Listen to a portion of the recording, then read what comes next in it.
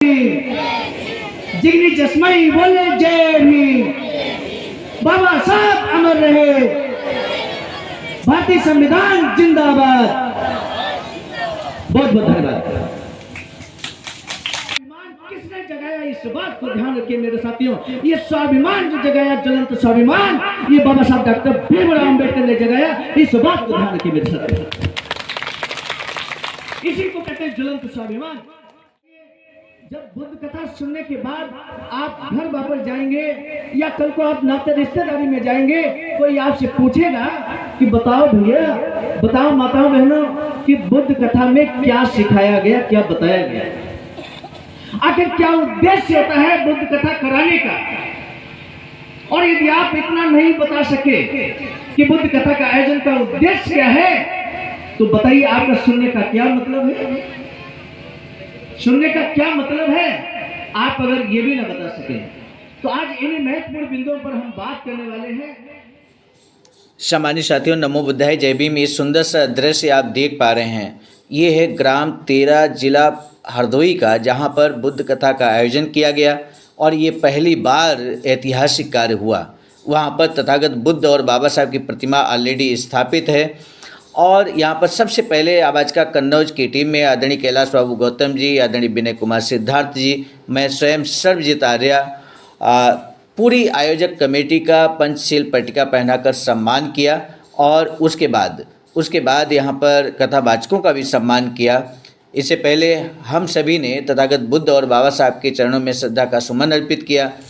इसके बाद इस अवसर पर बोलने का भी सुनहरा अवसर प्राप्त हुआ। कुछ मिनट का क्रांतिकारी संबोधन में हमने ये बताने की कोशिश की कि आखिर बाबा साहब ने हम सभी के लिए क्या किया है, और साथ ही साथ तथागत बुद्ध और बाबा साहब की प्रतिमा हर गांव-गांव स्थापित हो रही है। तो वो प्रतिमा क्या संदेश देती है, या बुद्ध कथा का आयोजन का उद्देश्य क्या होता है, यदि आप भी इन महत्वपूर्ण बिंदुओं को जानना चाहते हैं तो आज के वीडियो को अंत तक जरूर सुनें। तथागत बुद्ध के चरणों में श्रद्धा का सुमन अर्पित करते हुए, बाबा साहब के चरणों में श्रद्धा का सुमन अर्पित करते हुए, समस्त बहुजन महापुरुषों के चरणों में श्रद्धा का सुमन अर्पित करते हुए, आज इस ग्राम 13 में ये जो बौद्ध कथा का आयोजन हो रहा है, इस बौद्ध कथा के आयोजन की कमेटी को धन्यवाद ज्ञापित करते हुए, आज जो हमारे मंच पर विराजमान ये टीम है, जो लगातार आपको ज्ञान किसका, तथागत बुद्ध का ज्ञान, बाबा साहब का ज्ञान, बहुजन महापुरुषों का ज्ञान देने का कार्य कर रही, ऐसी टीम को हम नमन करते हैं, जो इस तरह से अपना तन मन धन हर तरह से समर्पण करते हुए हम सभी को गांव-गांव जाकर इस तरह से ज्ञान का प्रसार करने का काम करती है। इससे पहले कि हम अपनी बात को आपके समक्ष रखें, हमारे समक्ष भारी संख्या में मौजूद बड़े बुजुर्ग भाई बहन, माताएं बहनें, आप सभी का हम धन्यवाद ज्ञापित करते हैं, क्योंकि आप कुछ मिनट का संबोधन हमारा सुनने के लिए बेताब हैं। ये सामने जो हमारे युवा साथी हैं, हम आपसे अनुरोध करेंगे कि सामने जो कुर्सियां खाली है, इधर आप बैठ जाइए। इधर जो सामने जितने हमारे युवा साथी हैं, कोई भी हमें खड़ा दिखाई ना दे। आप सभी लोग सामने कुर्सियां खाली हैं, कुछ कुर्सियां खाली हैं, उधर बैठ जाइए। कुर्सियां खाली ना हो तो आगे जगह खाली है, यहाँ पर बैठ सकते हैं। सम्मानित साथी, आप महसूस कीजिए इस बात को। अभी रात का 11 बज रहा है, हम यहाँ जनपद हरदोई में हैं और कल सुबह 10 बजे जनपद इटावा में होंगे। इस बात को समझने की कोशिश कीजिए। पूरे उत्तर प्रदेश, पूरे भारत में भ्रमण करने का कार्य हम संगठन के जरिए लगातार कर रहे हैं, और उसी के क्रम में आज इस आयोजन कमेटी के परम आदरणीय कृष्ण कुमार जी ने फोन करके मुझे बताया कि सर, आपको एक दिन का समय निकाल कर आपके हमारे बीच आना है। हम आपके निवेदन को अस्वीकार नहीं कर पाए और आज हम आपके बीच में हैं। सम्मानित साथियों, कुछ बातें हम जरूर करेंगे। 5 मिनट का समय हम लेंगे। क्या आप सभी लोग 5 मिनट सुनने के लिए तैयार हैं? क्या आप सभी 5 मिनट सुनने के लिए तैयार हैं? कितने लोग तैयार हैं? हाथ उठाइए। अगर बहुत बहुमत हो रहा है, ज्यादा लोगों सुनने का, हम तो सुनाने का कार्य करेंगे, नहीं तो बिना सुनाए हम कन्नौज वापस चले जाएंगे। आप सभी ने हाथ उठाया, आपका बहुत बहुत धन्यवाद। आज विचार कीजिए माताओं बहनों, आज जो ये पहली बार आपके गांव में बौद्ध कथा का आयोजन हो रहा है, पहली बार। सबसे पहला प्रश्न मैंने कृष्ण कुमार जी से फोन से किया कि मुझे ये बताइए, क्या आपके गांव में भगवान बुद्ध की मूर्ति लगी है? क्या आपके गांव में बाबा साहब की मूर्ति लगी है? तो अभी उन्होंने बताया कि बाबा साहब की मूर्ति आज से 35 साल पहले हमने लगवा दी थी। बड़ा इतिहास रचने का काम आपका गांव कर रहा है। दूसरी बात हम आपको बता दें, हम अपना परिचय देना तो भूल ही गए। यही जसमई ही हमारा मूलतः घर है, मूल निवासी हम जसमई के हैं। यही 13 पुरसौनी में कक्षा 8 तक मैंने पढ़ाई की है। इस समय जनपद कन्नौज में एक बड़े इंटर कॉलेज में हम प्रधानाचार्य के रूप में कार्यरत हैं। अखिल भारतीय अनुसूचित जाति जनजाति कर्मचारी कल्याण एसोसिएशन जो पूरे भारतवर्ष में काम करने का कार्य करता है, उसके जिला अध्यक्ष कन्नौज के रूप में हम काम कर रहे हैं और साथ ही साथ राष्ट्रीय मीडिया प्रभारी भी हैं। ये हमारा आंशिक परिचय हमने आपको बताने का कार्य किया। आज विचार कीजिए कि आपके गांव में तथागत बुद्ध की मूर्ति स्थापित है, बाबा साहब की मूर्ति स्थापित है और पहली बार ये ऐतिहासिक कार्यक्रम बुद्ध भीम ज्ञान वर्षा का कार्यक्रम जो आपके बीच में हो रहा है, ये भी इतिहास रचने का काम आप कर रहे हैं। आप मुझे बताइए, जब बुद्ध कथा सुनने के बाद आप घर वापस जाएंगे या कल को आप नाते रिश्तेदारी में जाएंगे, कोई आपसे पूछेगा कि बताओ भैया, बताओ माताओं बहनों कि बुद्ध कथा में क्या सिखाया गया, क्या बताया गया, आखिर क्या उद्देश्य होता है बुद्ध कथा कराने का। और यदि आप इतना नहीं बता सके कि बुद्ध कथा का आयोजन का उद्देश्य क्या है, तो बताइए आपका सुनने का क्या मतलब है? सुनने का क्या मतलब है? आप अगर ये भी ना बता सके, तो आज इन्हीं महत्वपूर्ण बिंदुओं पर हम बात करने वाले हैं। लोग पूछते हैं कि बुद्ध कथा क्यों कराते हैं बहुजन समाज के लोग, तब हम कहते हैं जिस बुद्ध कथा का आयोजन, जिसकी शुरुआत ही बुद्ध वंदना से होती है, जिसे 5 शील शुरुआत में ही बता दिए जाते हैं, इतना बड़ा उद्देश्य है।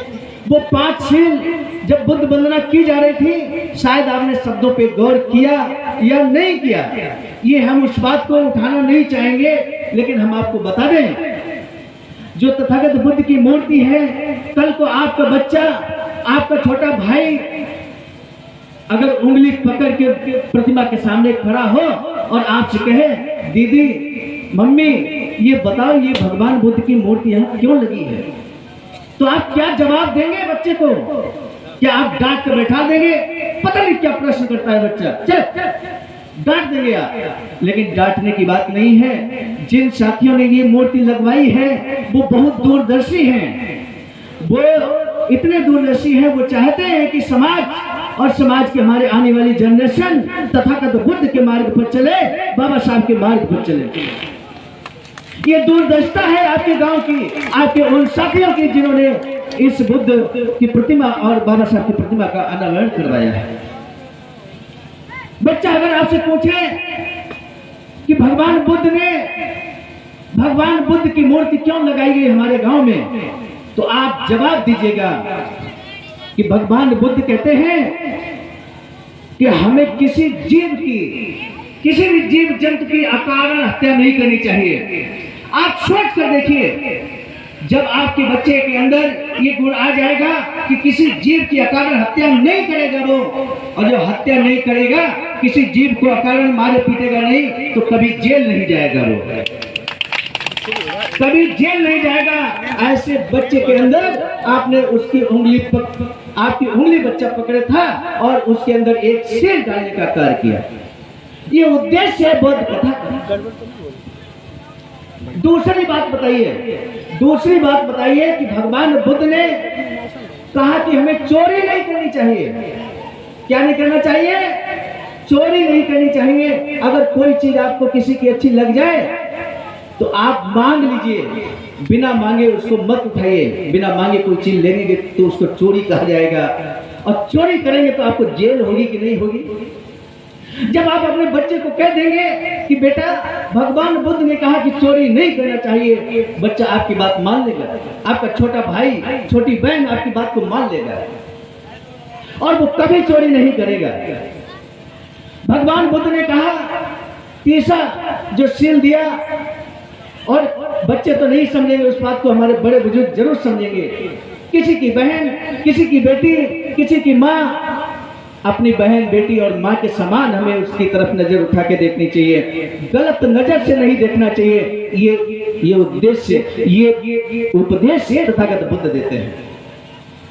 जब आप अपने बच्चे के अंदर ये बचपन में ही ये गुण डाल देंगे, ये सील डाल देंगे, आप सोचिए आपका कितना सुंदर बालक होगा, कितना तथागत बुद्ध के मार्ग पर चलने वाला होगा। भगवान बुद्ध कहते हैं कि झूठ नहीं बोलना चाहिए। आप बच्चे को बोलिए कि भगवान बुद्ध कहते हैं कि झूठ नहीं बोलना चाहिए। भगवान बुद्ध कहते हैं कि हमें किसी तरह का नशा पत्ती नहीं करना चाहिए। कच्ची पक्की शराब, बीड़ी, तंबाकू, जुआखोरी, ये सब जो लतें हैं बेकार की, इनमें हमें नहीं पड़ना है। ये भगवान बुद्ध संदेश देते हैं अपने 5 शील के अंतर्गत। सोचिए माताओं बहनों, ये 5 गुण अगर आपके बच्चे के अंदर होंगे, हमारे बड़े बुजुर्ग इस बात को महसूस कीजिए कि आपकी बेटा बेटी में ये 5 गुण होंगे, तो बताओ वो बच्चा आपका अच्छा होगा या बुरा होगा? वो बच्चा आपका अच्छा होगा या बुरा होगा? बताइए हमें, अच्छा होगा कि नहीं होगा? अच्छा होगा ना। और इसलिए कई बार लोग कहते हैं कि आप तो प्रिंसिपल साहब हैं, आप हमारे गांव हैं, हमारे इन बच्चों को आशीर्वाद दे दीजिए। तो हम यही कहते हैं कि आपका बच्चा भगवान बुद्ध जैसा बने। हम कहते हैं आपका बच्चा बाबा साहब जैसा बने, जो 21-21 घंटे पढ़ाई करते थे मेरे साथी। 21-21 घंटे। हम 21 घंटे की बात नहीं कर रहे। थोड़ा सा बच्चा अगर समझ जाएगा बाबा साहब को, बाबा साहब के जीवन संघर्ष को, 21 नहीं तो 11 घंटे तो पढ़ेगा। आज वो 11 घंटे मोबाइल पर समय व्यतीत करता मेरे साथियों। आप बता नहीं पाते इसलिए कि बाबा साहब ने क्या संघर्ष किया हमारे लिए। कई बार लोग जो पढ़े लिखे नहीं हैं, वो इस बात को कहते हैं कि आपने भगवान बुद्ध के 5 शील बता दिए, 5 गुण बता दिए, हम अपने बच्चे को जरूर बताएंगे। लेकिन आपने ये तो बताया ही नहीं कि बाबा साहब ने हमारे लिए क्या किया। ये कम बात करो। बाबा साहब ने हमारे लिए क्या किया। कई बार लोग जो खासकर कम पढ़े लिखे हैं या बिल्कुल पढ़ाई लिखाई किसी वजह से नहीं कर पाए, परिस्थितियों की वजह से नहीं कर पाए, लेकिन वो कहते हैं कि आप बताइए प्रिंसिपल साहब, आपको तो नौकरी मिल गई, कृष्ण कुमार जी को नौकरी मिल गई, इन्होंने पढ़ाई लिखाई किया, इनको नौकरी मिल गई, तो ये बाबा साहब ने जो आरक्षण की व्यवस्था करी, इस वजह से इनको नौकरी मिल गई, आप प्रिंसिपल साहब बन गए। लेकिन मुझे बताइए कि हम तो पढ़े लिखे नहीं हैं, तो हमारे लिए बाबा साहब ने क्या किया? ये महत्वपूर्ण प्रश्न है।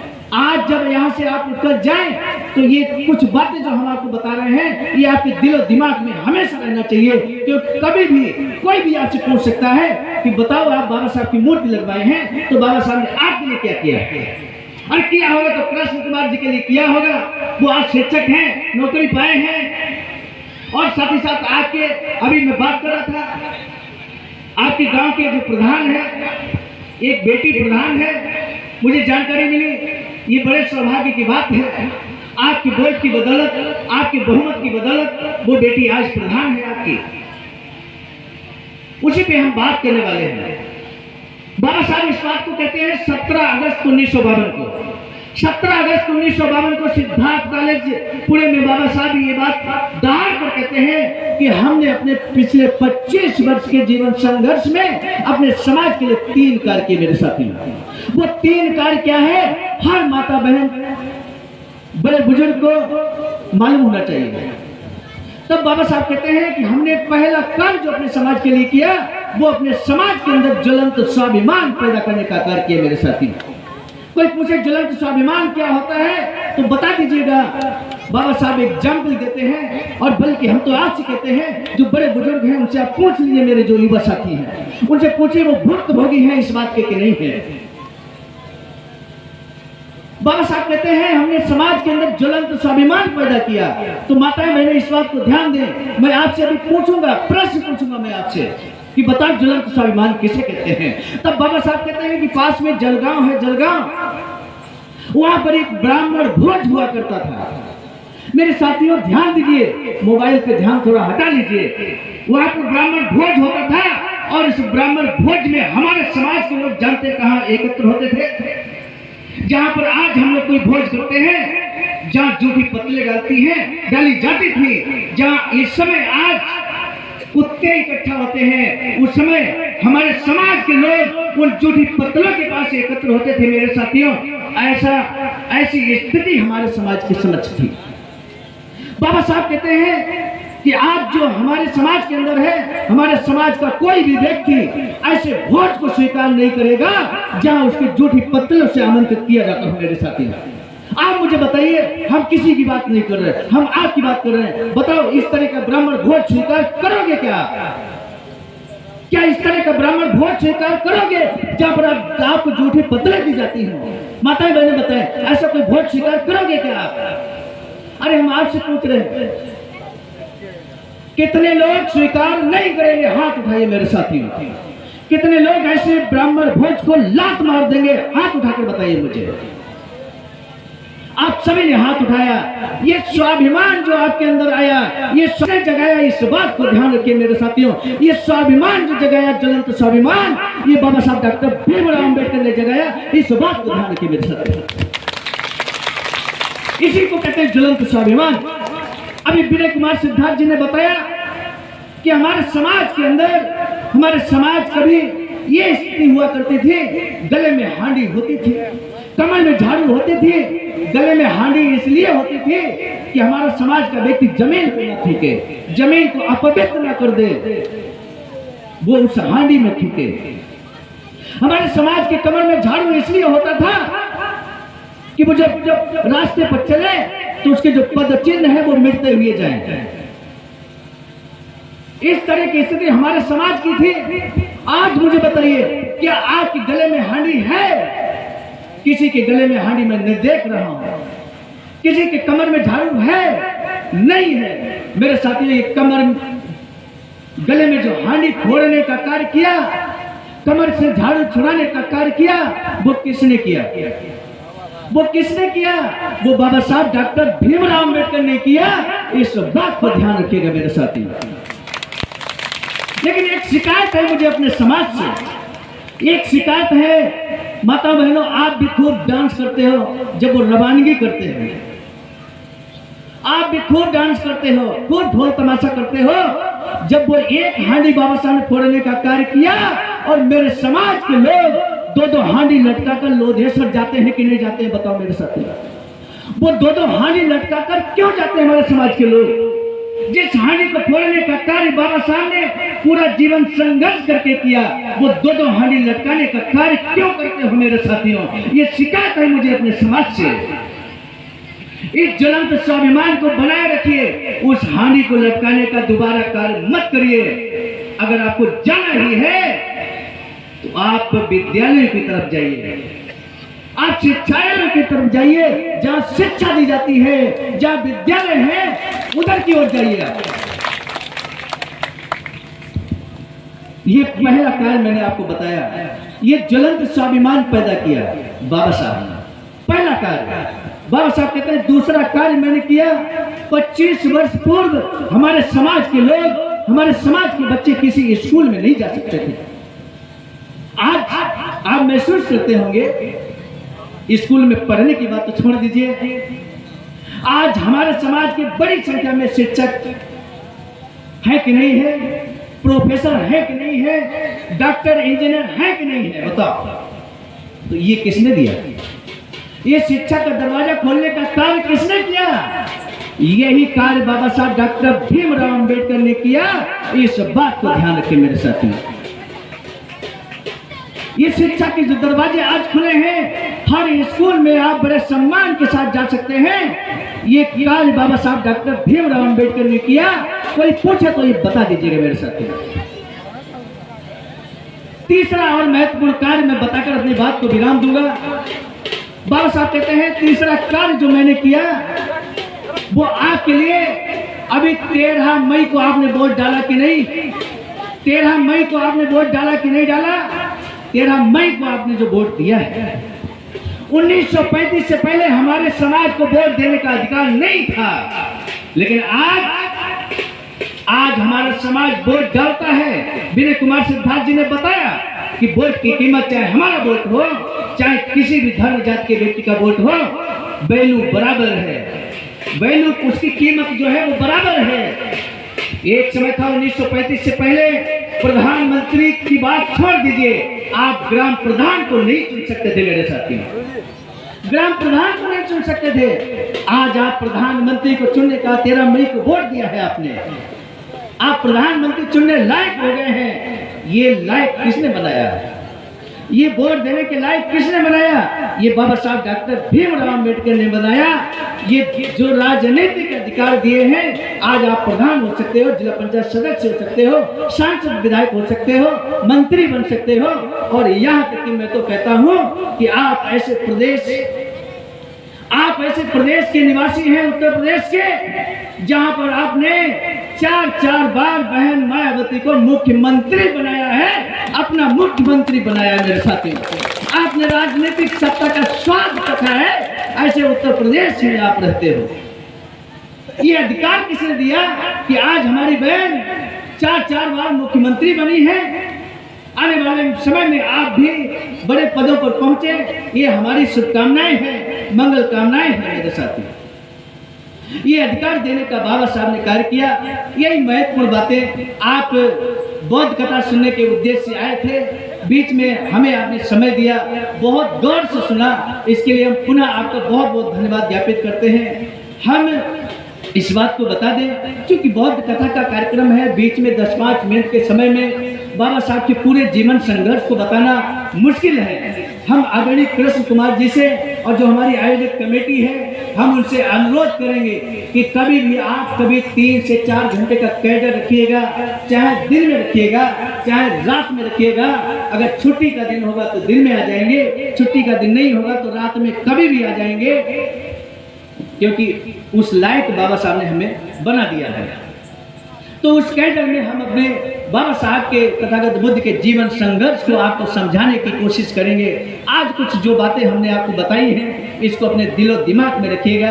इन्हीं महत्वपूर्ण बातों के साथ हम अपनी आयोजक कमेटी से अनुरोध करेंगे, हम उनका सम्मान करना चाहते हैं। बस 2 मिनट में हम सम्मान करेंगे। आदरणीय कृष्ण कुमार जी अपनी आयोजक कमेटी के साथ यहाँ पर खड़े हो जाए तो हम आपका सम्मान कर सकें।